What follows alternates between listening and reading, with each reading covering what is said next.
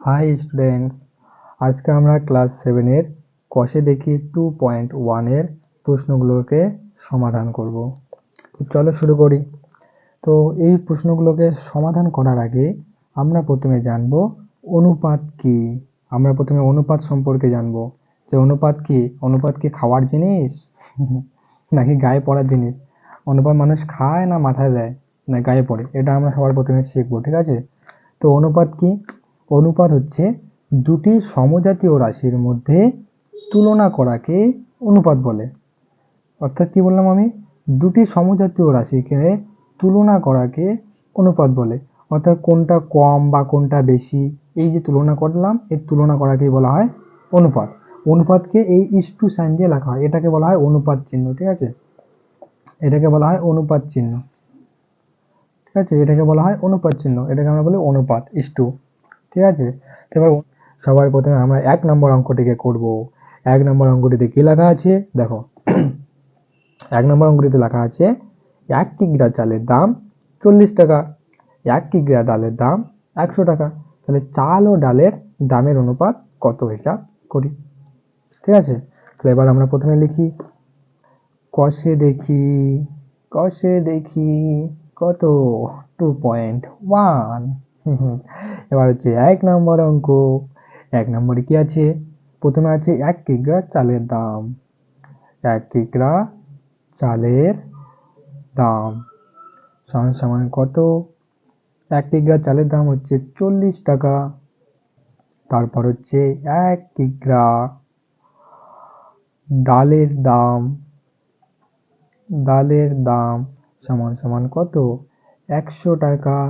তাহলে এবার আমাদেরকে বলছে চাল ও ডালের অনুপাত কত।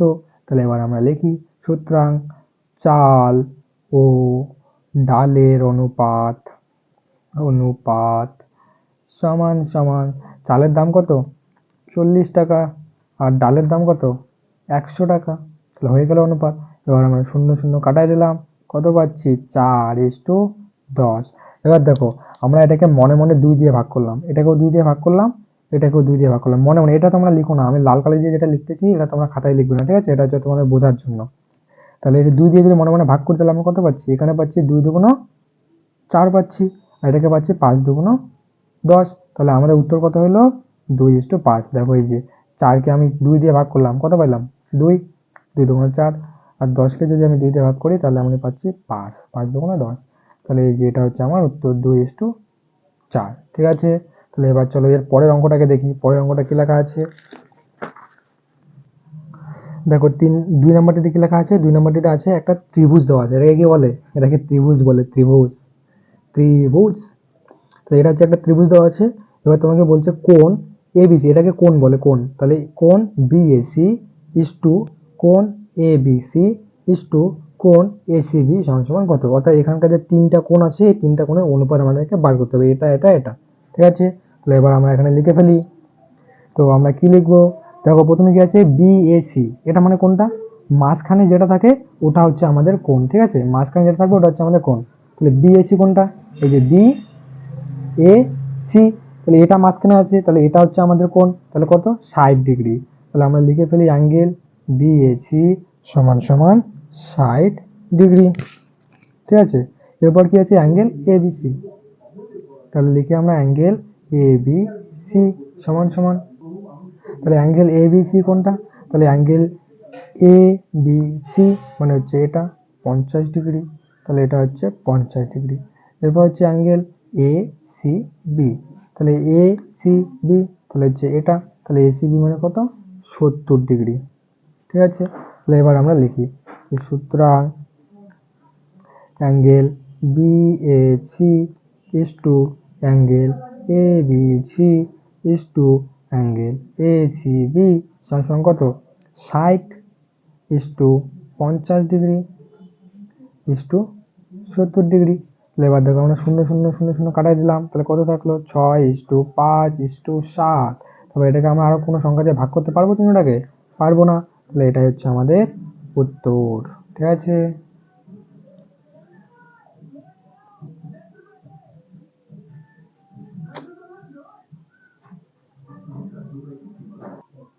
এবার দেখো, এবার আমরা করব 3 নম্বর অঙ্ক। 3 নম্বর অঙ্কটিতে কি লেখা আছে? 3 নম্বর অঙ্কটিতে লেখা আছে যে একটি পেন্সিলের দাম 3 টাকা ও একটি লজেন্সের দাম 50 পয়সা। একটি পেন্সিল ও একটি লজেন্সের দামের অনুপাত হিসাব করে লিখি। তাহলে আমরা প্রথমে লিখে ফেলি একটি পেন্সিলের দাম, একটি পেন্সিলের দাম সমান সমান কত? 3 টাকা। আর একটি লজেন্সের দাম সমান সমান 1 টাকা, 50 পয়সা। তো একটি লজেন্সের দাম যদি 50 পয়সা হয়, এবার একটি পেন্সিলের দাম 3 টাকা। এবার আমাদের বলছে যে পেন্সিল ও লজেন্সের দামের অনুপাত বার করতে। তো এবার হচ্ছে এটা হচ্ছে টাকায় আছে, এটা পয়সায় আছে, তবে আমরা তো এটা অনুপাত করতে পারি না, কারণ অনুপাত মানে কি? অনুপাত মানে হচ্ছে দুটি সমজাতীয় রাশির মধ্যে তুলনা। তাহলে এটা টাকায় আছে, এটা পয়সায় আছে, আমরা তুলনা করতে পারবো না। তাহলে আমাদের দুটোকেই পয়সায় নিয়ে যেতে লাগবে। এবার 3 টাকাটাকে আমরা পয়সায় বানাবো। তাহলে দেখো 1 টাকা সমান কত পয়সা? 1 টাকা সমান 100 পয়সা হয়। তাহলে 3 টাকা সমান 300 পয়সা। ঠিক আছে, তাহলে এবার আমরা অনুপাত করব। সুতরাং পেন্সিল ও লজেন্সের দামের অনুপাত সমান সমান, পেন্সিলের দাম কত? পেন্সিলের দাম হচ্ছে 300 ইস্টু লজেন্সের দাম কত? লজেন্সের দাম হচ্ছে 50। তাহলে একটা 0 0 আমরা কাটাই দিলাম, তাহলে কত পাইলাম? 30:5। তাহলে এবার দেখো আমরা এটাকে মনে মনে 5 দিয়ে ভাগ করে দিলাম। এটাকেও যদি 5 দিয়ে ভাগ করি, এটাকেও যদি 5 দিয়ে ভাগ করি মনে মনে, তাহলে আমরা কত পাচ্ছি? এটা তোমরা লিখো না, যেটা আমি লাল কালি দিয়ে লিখতেছি ওটা তোমাদের বোঝানোর জন্য বলতেছি। তাহলে 5 6 30 ইস্টু 5 5 কাটলে 1। তাহলে এটা হচ্ছে আমাদের অ্যান্সার 6:1। ঠিক আছে, এটা হচ্ছে আমাদের অ্যান্সার। এরপর করবো 4 নম্বর। 4 নম্বরটি কি লেখা আছে? একটি আধুলি, একটি 1 টাকা ও একটি 2 টাকার মুদ্রার মূল্যের অনুপাত লিখি। এবার দেখো আধুলি মানে কি? আধুলি মানে হচ্ছে যাকে আমরা বলি 8 আনা পয়সা। ঠিক আছে, আধুলি মানে হচ্ছে 8 আনা পয়সা। তাহলে আধুলি মানে হচ্ছে 8 আনা পয়সা। তাহলে 8 আনা পয়সা মানে কত? 8 আনা পয়সা মানে হচ্ছে 50 পয়সা। তাহলে হচ্ছে 50 পয়সা। ঠিক আছে, আর 1 টাকা মানে কত?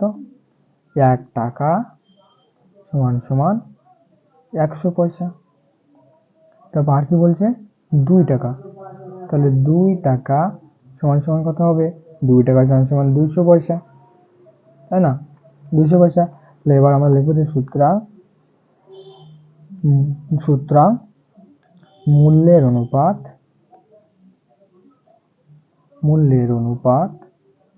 সমান সমান কত?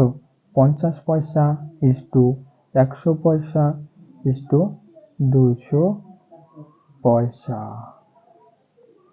তাহলে এবার আমরা 0 0 0 কাটাই নেবো। তাহলে আমরা পাচ্ছি 5:10:20। তাহলে এবার দেখো আমরা এটাকে মনে মনে যদি 5 দিয়ে ভাগ করে দিই দুটোকে, এটাকেও 5, এটাকেও 5, এটাকেও 5 দিয়ে ভাগ করে দিলাম, তাহলে আমরা কত পেলাম? তাহলে আমরা পাচ্ছি 5 5 ভাগ করলে আমরা পাচ্ছি 1:10কে যদি 5 দিয়ে ভাগ করি তাহলে আমরা পাচ্ছি 5 2 10 20কে যদি 5 দিয়ে ভাগ করি তাহলে আমরা পাচ্ছি 4 5 20। তাহলে এটা হচ্ছে উত্তর 1:2:4। তাহলে আমাদের 4 নম্বর অঙ্কটি হয়ে গেল। দেখো কত সোজা। যদি তোমরা বুঝতে না পারো তাহলে আমাকে কমেন্ট করবে, আমি তোমাদেরকে আবার ভালো করে বোঝাই দেবো। তাহলে এখন চলো আমরা 5 নম্বর অঙ্কটিকে দেখি। তাহলে 5 নম্বরটি কি আছে? উমার বয়স 12 বছর 6 মাস, রাতুলের বয়স 12 বছর 4 মাস ও নূরজাহানের বয়স 12 বছর হলে ওদের 3 জনের বয়সের অনুপাত লিখি। তাহলে চলো করি। এখন মানে কি হয়েছে? মানে 3 জন ওরা বন্ধু আছে, ফ্রেন্ড আছে। একজনের নাম হচ্ছে উমা। ঠিক আছে, তো এটা মনে করো এটা হচ্ছে উমা, এটা হচ্ছে মেয়ে উমা। তারপর একটা হচ্ছে রাতুল, রাতুলটা হচ্ছে ছেলে, তাহলে ছোট ছোট চুল থাকবে, এটা হচ্ছে ছেলে। এদিকে আমি হাফ প্যান্ট পরাই দিলাম। ঠিক আছে, এটা হচ্ছে হাফ প্যান্ট, এখানে আমি হাফ প্যান্ট পরাই দিলাম। এটা হচ্ছে কে? এটা হচ্ছে রাতুল। আর একজন কে আছে? আরেকজন হচ্ছে নূরজাহান, আর একটা হচ্ছে নূরজাহান, এটা হচ্ছে নূরজাহান। ঠিক আছে, নূরজাহান। তাহলে এবার 3 জনেরা বন্ধু আছে, বান্ধবী আছে। তো এবার কি বলছে? উমার বয়স কত বলছে? উমার বয়স বলছে 12 বছর 6 মাস। ঠিক আছে, আর রাতুলের বয়স কত বলছে? রাতুলের বয়স বলছে 12 বছর 4 মাস। আর নূরজাহানের বয়স বলছে 12 বছর। ঠিক আছে, মানে এবার দেখো তিনজন বন্ধু আছে, বান্ধবী আছে, এবার ওদের সবার বয়স তো সমান হবে না, কেউ বড় হবে কেউ ছোট হবে। তাহলে কি বলছে দেখো, এদের তিনজনের মধ্যে সবচেয়ে বড় কে? উমার বয়স কত? 12 বছর 6 মাস। তারপর হচ্ছে রাতুল হচ্ছে মাঝখানে 12 বছর 4 মাস। তারপর হচ্ছে নূরজাহানের বয়স হচ্ছে 12 বছর, মানে যে দুদিকে দুটো মেয়ে, মাঝখানে রাতুল একা বসে পড়ে গেছে। ঠিক আছে, তাহলে এবার আমরা এখন লিখি যে 5 নম্বর কোশ্চেন উত্তর। আমরা লিখি প্রথমে যে উমার বয়স সমান সমান কত? 12 বছর 6 মাস। হ্যাঁ, এখানে আমি মাসা লিখে ফেলেছি। তাহলে 12 বছর 6 মাস। তাহলে এবার দেখো, এটা হচ্ছে বছর, এটা হচ্ছে মাস। এবার অনুপাত মানে কি? অনুপাত মানে হচ্ছে আমাদেরকে সমজাতীয় রাশি লাগবে, মানে দুটো রাশি সেম হবে। বছর আর মাসের সঙ্গে তো আমরা অনুপাত করতে পারবো না, তাহলে হয় আমাদেরকে দুটোই মাস করতে হবে, নয়তো আমাদেরকে দুটোই বছর করতে হবে। তাহলে এবার দেখো, যখন তোমরা এরকম বছর আর মাস পাবে না, তখন তোমরা দুটোকে মাসে করে নিও, তাহলে অঙ্কটা তাড়াতাড়ি হবে, সোজা হবে। তাহলে এবার বলো তো, 1 বছর সমান সমান কত হয়? 1 বছর সমান সমান 13 মাস। 13 মাস 12 মাস হয়। 12 মাসে 13 পার্বণ। এটাকে আমি বাস লিখে ফেলছি। আমার বন্ধুরা আমাকে এত বাস দিয়েছে যে আমি মাসের জায়গায় বাস লিখে ফেলতেছি। তাহলে 1 বছর সমান সমান 12 মাস। 12 মাসে 13 পার্বণ হয় না বাঙালিদের? কালী পুজো, দুর্গা পুজো, সরস্বতী পুজো, কত কি, তাহলে 12 মাসে 13 পার্বণ। তাহলে 1 বছর সমান সমান 12 মাস হয়। তাহলে 12 বছর সমান সমান কত মাস হবে? 12 বছর সমান সমান 12 ইন্টু 12 মাস হবে, তাই না? তাহলে আমরা লিখি 12 ইন্টু 12 মাস, প্লাস কত মাস আছে? প্লাস আরো 6 মাস আছে এখানে, 6 মাস। তাহলে 12 গুণ করলে কত হয়? দেখো, 12 গুণ করলে কত হয়? 12 গুণ করলে 144 হয়। 144 হয়। এটা আমি মুখস্থ করে রাখছি। তাহলে এবার তোমরা গুণ করো। 12 কত হয়? 2 2 4, 2 2, 2 2 2, 1 1, তাহলে কত হইলো? 4 4 1, 144। তার মানে এটা হচ্ছে সমান সমান কত হচ্ছে? 144 প্লাস 6। তারপর 144-এর সঙ্গে যদি 6 আমরা যোগ করি, তাহলে আমরা কত পাচ্ছি? 150 মাস, তাই না? তাহলে এরপরে কার আছে? এরপরে আছে রাতুল। তাহলে এবার হচ্ছে রাতুল। তাহলে রাতুলের বয়স সমান সমান কত বলেছে?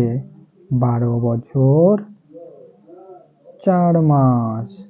এবার দেখো, 12 বছরটাকে আমরা মাসে নিয়ে যাব, তাহলে 12 ইন্টু 12 মাস, প্লাস কত? প্লাস হচ্ছে 4 মাস। তাহলে 12 ইন্টু 12 গুণ করলে কত হয়? 144 হয়। তাহলে হচ্ছে 144 প্লাস 4 মাস। তাহলে 140-এর সঙ্গে 4 যদি আমরা যোগ করে দিই, তাহলে আমরা পাচ্ছি 148 মাস। ঠিক আছে, এরপরে হচ্ছে নূরজাহান। দেখো, নূরজাহান হচ্ছে সবচেয়ে ছোট, তাই নূরজাহান সবার শেষে, বড় থেকে ছোট। আমরা আগে ছোটদের দিই, পরে বড়দের, কিন্তু এখানে হচ্ছে আগে ছোট, আগে বড়, তারপর ছোট, তাই না? তো নূরজাহানের বয়স কত? তাহলে নূরজাহানের বয়স সমান সমান 12 বছর। এর কোনো মাস টাস নাই, এ হচ্ছে পাক্কা 12 বছর। তাহলে এবার 12 বছর, তাহলে মাস নিয়ে মাস করবো এটাকে, 12 ইন্টু 12 মাস, তাহলে সমান সমান কত হচ্ছে? 144 মাস, কারণ 12 আর 12 গুণ করলে 144 হয় মাস। তাহলে এবার আমরা তাদের বয়সের অনুপাত বার করি, যে সুতরাং উমা, রাতুল ও নূরজাহানের বয়সের সমান। উমার বয়স কত? উমার বয়সে 150 বছর, সরি 150 না, 150 মাস।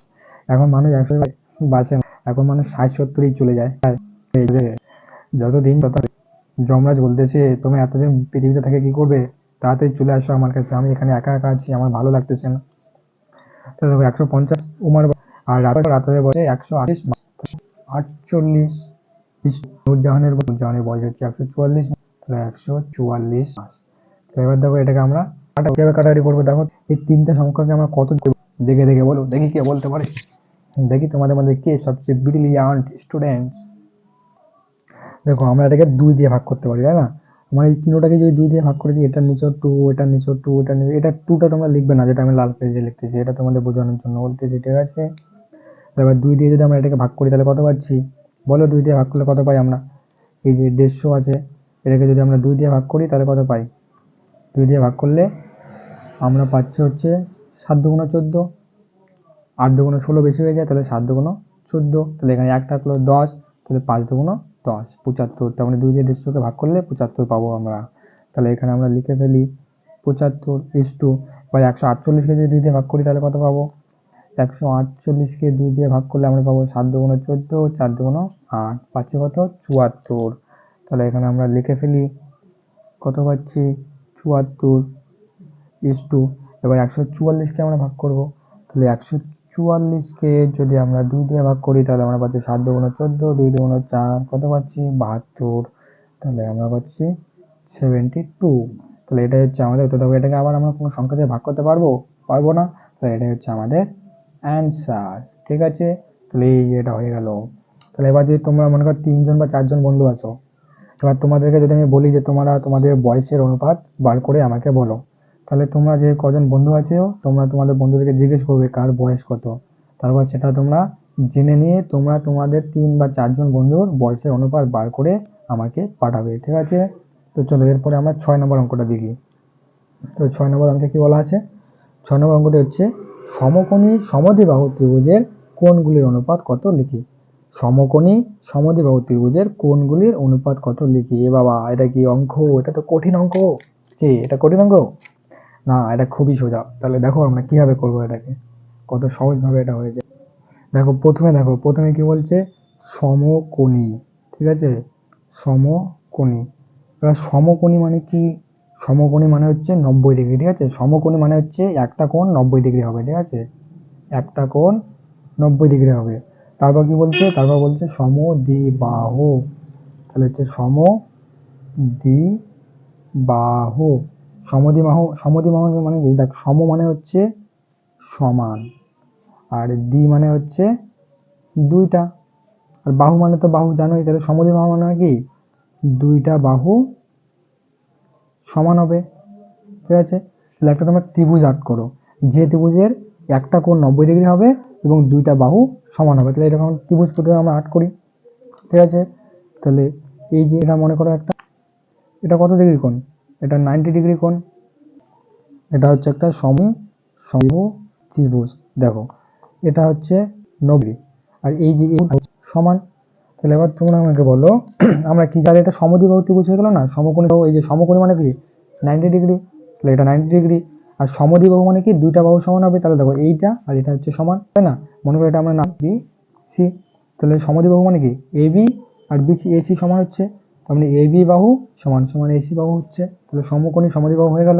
এবার দেখো এটা 90 ডিগ্রি হয়, তাহলে এইটা আর এটা কত হবে তোমরা আমাকে বলো। দেখো এই আমরা কি জানি যে দু বাহু যদি সমান হয়, এই বাহু দুটো সমান হয়, বিপরীত কোণগুলো সমান হয়। কারণ এই বাহুর মান আর এই বাহুটা সমান, এই কোণটা আর এই কোণটা সমান হবে। আর আমরা কি জানি? একটা ত্রিভুজের সবগুলো কোণের যোগফল কত হয়? 180 ডিগ্রি হয় না? একটা ত্রিভুজের তিনটা কোণের যোগফল হয় কত? 180 ডিগ্রি। তবে একটা ত্রিভুজের তিনটা কোণের যোগফল 180 ডিগ্রি, আর এখানে একটা কোণ কত দেওয়া আছে? 90 ডিগ্রি দেওয়া আছে। তাহলে একটা কোণ যদি 90 দেওয়া থাকে, তাহলে বাকি দুটা কোণ কত হবে? 190 ডিগ্রি, 80 ডিগ্রি মাইনাস 90 মানে সমান কত? 90। তার মানে এই কোণটা আর এই কোণটা যোগ করলে আমরা কত পাবো? মানে হচ্ছে অ্যাঙ্গেল বি যোগ অ্যাঙ্গেল সি, এটা করলে আমরা 90 পাবো, তাই না? তো এই দুটো যোগ করলে আমরা 90 পাবো। আর অ্যাঙ্গেল বি আর সি সমান, তাহলে অ্যাঙ্গেল বি সমান সমান অ্যাঙ্গেল সি, তাই না? তাহলে আমরা এটাকে লিখতে পারি অ্যাঙ্গেল 2 অ্যাঙ্গেল সি বা 2 অ্যাঙ্গেল বি লিখতে পারি, সমান সমান 90 ডিগ্রি। তাহলে অ্যাঙ্গেল সি সমান সমান কত? 90 ডিগ্রি বাই 2, তাহলে হচ্ছে 45 ডিগ্রি। 45 ডিগ্রি, 90 দুই দিয়ে কাটা গেলে কত পাই আমরা? 45 পাই। তার মানে এই কোণটা হচ্ছে 45 ডিগ্রি, এটা হচ্ছে 45 ডিগ্রি। এরপর আমাদের কি বলছে? কোণগুলির অনুপাত লিখি, মানে হচ্ছে এটা এটা এটা এটার অনুপাত লিখতে হবে। তো এবার আমরা লিখি সুতরাং সমকোণী সমদ্বিবাহু ত্রিভুজের কোণগুলির অনুপাত সমান সমান কত? এটা কত? এটা হচ্ছে 90 ডিগ্রি ইস্টু এটা কত? 45 ডিগ্রি ইস্টু কত? 45 ডিগ্রি, তাই না? তাহলে এবার দেখো আমরা দুটোকে যে আমাদের তিনটাকে 45 দিয়ে ভাগ করে দিই, তাই না? মনে করো এটাকে আমরা 45 দিয়ে ভাগ করলাম, এটাকেও 45 দিয়ে ভাগ করলাম, এটাকেও 45 দিয়ে ভাগ করলাম। তাহলে এবার দেখো 45 দিয়ে যদি 90কে ভাগ করো তাহলে কত পাবে? এটা ভাগ করে দেখো কত পায়। এটা আসে 2 আসে, মানে 45 গুণ 90 হয়ে যায়।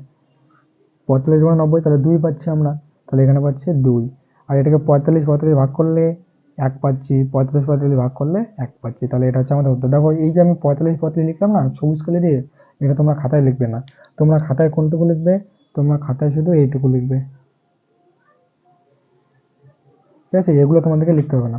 তোমরা শুধু হচ্ছে এই ছবিটা আর্ট করবে, তারপরে যে এটা আর এটা লিখবে, ব্যাস অঙ্ক শেষ, ঠিক আছে? তো দেখো এই ভিডিওটা অনেকটা বড় হয়ে গেছে।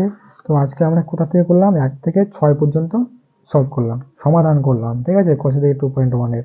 এরপরে আমরা পরের ভিডিওতে বাকিগুলা সমাধান করব। তাহলে যদি তুমি বাকি অঙ্কগুলো আমার সঙ্গে করতে চাও, যদি তোমার ভালো লাগে তাহলে চ্যানেলটিকে সাবস্ক্রাইব করে নাও। তাহলে চলো আজকের জন্য বাই বাই, টাটা।